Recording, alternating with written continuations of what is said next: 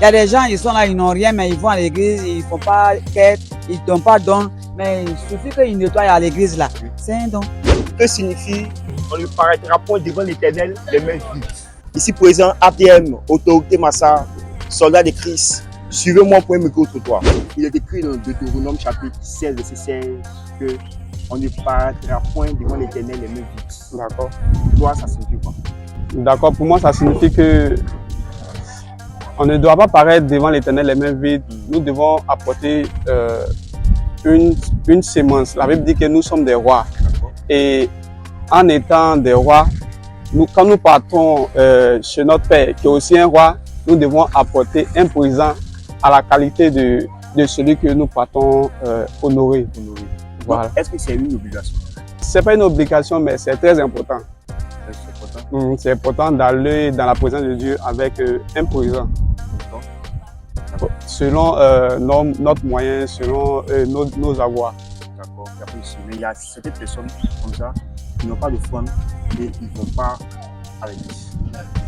Pour eux, là, c'est comment Ils n'ont pas de foi. L'argument sur lequel eux se posent, c'est que la Bible dit, et souvent nos dirigeants dans les cultes, lorsqu'ils veulent annoncer une foi, il dit on ne paraîtra point, devant l'Éternel les mains vides. Donc sur cette base-là, eux se basent dessus pour ne pas venir à l'église les mains vides. Donc ils préfèrent rester à la maison. Bah là, je pense que c'est plutôt une erreur. C'est une erreur de la part du croyant qui n'a pas. Dieu même sait qu'il n'a pas. Du moment où Dieu même sait qu'il n'a pas, le mieux, c'est une erreur. Donc moi, je veux savoir que c'est une erreur, c'est une mauvaise explication des dirigeants ou bien c'est une mauvaise compréhension du croyant. C'est une mauvaise incompréhension du croyant, à mon avis. Donc sinon, les dirigeants ne veulent pas dire ça en fait. Non, ils ne veulent pas dire ça. Bonjour, mon fils. Ça va? Ah, Dieu merci. Oui, c'est pas Léo. Mais ce que je connais, ça j'ai dit. Il y a d'autres personnes qui sont là. Ils disent qu'ils n'ont pas l'argent pour faire offrande. C'est ça, ils ne vont pas à l'église. Ça ne vous permet pas de dire que parce que vous n'avez pas l'argent sur vous pour faire offrande, vous n'êtes pas allé à l'église. L'église, là, c'est le cœur. C'est le cœur. Qu'est-ce qu'on fait là? Si tu n'as pas l'argent là, tu es assis. Si ton ami donne là, il ne faut pas dire que tu as critiqué, pour dire que oui, comme c'est là, elle a ça, c'est ça, elle veut se montrer, ou bien des choses comme ça. Toutes les choses qu'on fait dans le monde là, ça vient du cœur. Il y a des gens, ils sont là, ils n'ont rien, mais ils vont à l'église, ils ne font pas quête, ils ne donnent pas don, mais il suffit qu'ils nettoient à l'église là. C'est un don. Moi, en principe, étant enfant de Dieu, petit Christ de Dieu, que nous sommes renouvelés de la nouvelle naissance de Christ, il y a tous ces volets-là qui doivent être pris en compte. Un chrétien ne va pas dans la maison de l'Éternel les mains vides, c'est pas possible. Quand nous étions autrefois en Égypte, on gaspillait notre argent. Maintenant que nous sommes convertis, étant petit Christ du Seigneur, on ne doit jamais venir à l'église les mains vides. On ne doit jamais venir à l'église les mains vides. Un chrétien doit toujours prévoir toute la semaine d'abord sa dîme, qui est une sécurité pour lui, garantie, et puis en plus son offrande pour dire à Dieu qu'il est reconnaissant envers lui. Ok, mais il y a certaines personnes, lorsque ils n'ont pas d'offrande, puisque vous avez dit jamais. Donc lui, il n'a pas d'offrande, lui ne vient pas à l'église. Je vois ça un peu absurde parce que j'interpelle encore tous les chrétiens de bannir cet esprit-là dans leur vie. Parce que quand tu es un enfant de Dieu, que tu suis le Seigneur, il y a les principes aussi pour pouvoir atterrir à la bénédiction. Donc quand tu es un enfant de Dieu, que tu viens dans la maison de l'Éternel, viens toujours avec quelque chose. Durant la semaine, tu as eu à travailler, même si tu ne travailles pas, que tu as une petite activité. Mais Sophia, ça peut arriver que toute la semaine, je n'ai rien eu. Même 100 francs, je n'ai pas. Et puis maintenant, voilà, je n'ai pas. Mais je vais adorer mon Dieu. Je veux prier mon Dieu. Mais comme je n'ai pas, je reste à la maison. Si autant de fois que je reste à la maison, autant de fois que je n'ai pas, autant de fois que je reste à la maison. Est-ce que c'est pas en train de m'éloigner? Tu t'éloignes beaucoup, même plus même de du Seigneur. Mais tout ça, c'est parce qu'on nous a dit, ou même on m'a dit, le temps qu'il n'est pas au front, je ne vais pas aller. Ok, c'est un faux système. J'aurais dit encore, de la part de nous-mêmes, enfants de Dieu. Voilà, ce n'est pas... De la part de ceux qui comprennent, mais de la part de celui qui dit. De la part de ceux qui ont les conceptions.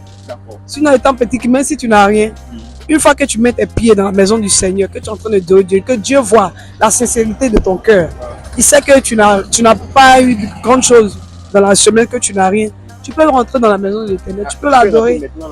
Tu peux l'adorer même avec de tout ton cœur, de toute ta pensée, de toute ton âme. Parce que la Bible dit que nous adorons l'Éternel avec notre cœur, notre âme, notre esprit. Une dernière question, est-ce que ce n'est pas une mauvaise interprétation de nos dirigeants? Nos dirigeants pourraient mieux expliquer le domaine de l'offrande sur deux volets. Ok. Voilà, parce que si tu n'as pas de flamme, tu ne pourras jamais mettre les pieds à l'église. Est-ce que ce n'est pas éloigner quelqu'un de Je pense que ça, c'est priver quelqu'un de la gloire de Dieu. la gloire de Dieu? Donc, nos dirigeants Wow. de la majorité ne le font pas. Ok. Certainement, c'est nous-mêmes les chrétiens qui mettons ces conceptions-là dans notre tête. Sinon, en ce qui concerne nos dirigeants-là, ils ne peuvent pas empêcher un chrétien parce qu'il n'a pas son offrande de ne pas venir à l'église. À moins que le fidèle refuse de venir à l'église.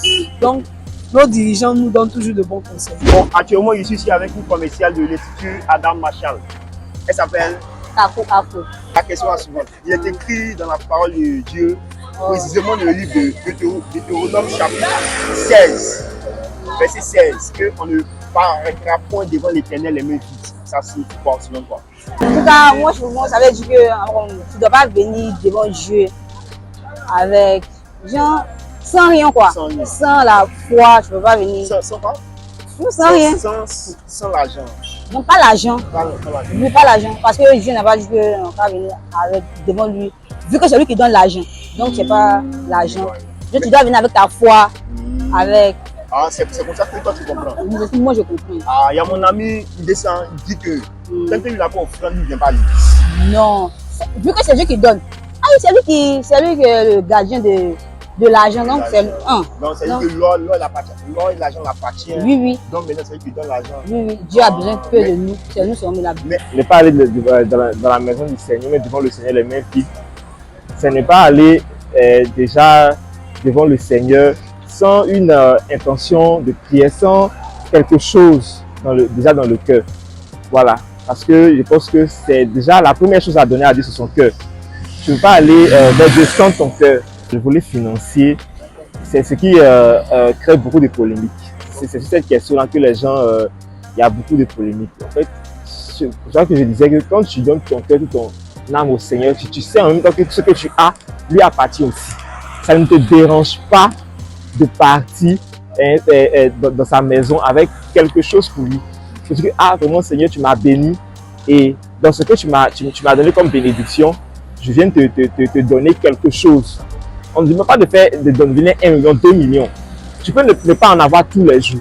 Il faut que Dieu sache que lorsque tu en as, tu penses aussi à lui et à son œuvre. D'accord. Maintenant, il y a une catégorie de personnes où eux, lorsque ils comprennent ce verset-là, ils disent que quand ils n'ont pas offrande, ils ne viennent pas à l'église. Donc, ça fait peut-être 4 dimanches, mais il est là. Non. Il ne peut pas à l'église. D'abord, la première offrande que tu dois faire à Dieu, c'est ta vie, ton cœur. C'est la première offrande. C'est la première chose que j'ai donnée à Dieu. Comme je l'ai dit là, la première chose que j'ai donnée à Dieu, c'est ça.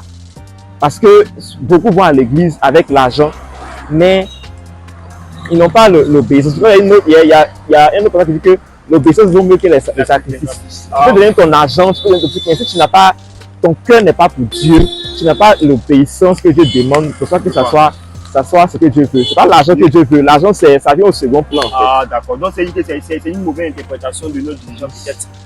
Bon, je peux dire que soit que eux, ils ont une nouvelle interprétation. Ils veulent nous dire que quand ils disent ne pas venir dans la maison les mains vides, quand il n'y a pas de volet financier, ils vont mener les gens à aimer donner à Dieu. Parce que quand tu donnes à Dieu là, il te redonne aussi. Quand tu donnes à Dieu, il ne t'oublie pas aussi. Parce qu'il sait que quand tu en as, tu penses à lui. Mais il ne faudrait pas que ça emmène certaines personnes à ne plus venir à l'église quand ils n'ont pas d'argent. Ouais, c'était chaud. Vous avez vu, c'était vraiment chaud. Les points de vue étaient vraiment partagés et différents selon la parole de Dieu. Et à la vue de tout ça, nous allons mettre à lumière sur la table de cette entrevue qui se tiendra ce samedi 1er novembre, précisément à Yopougon-Gesco, non loin de la maternité. Sur ce, merci, bye bye.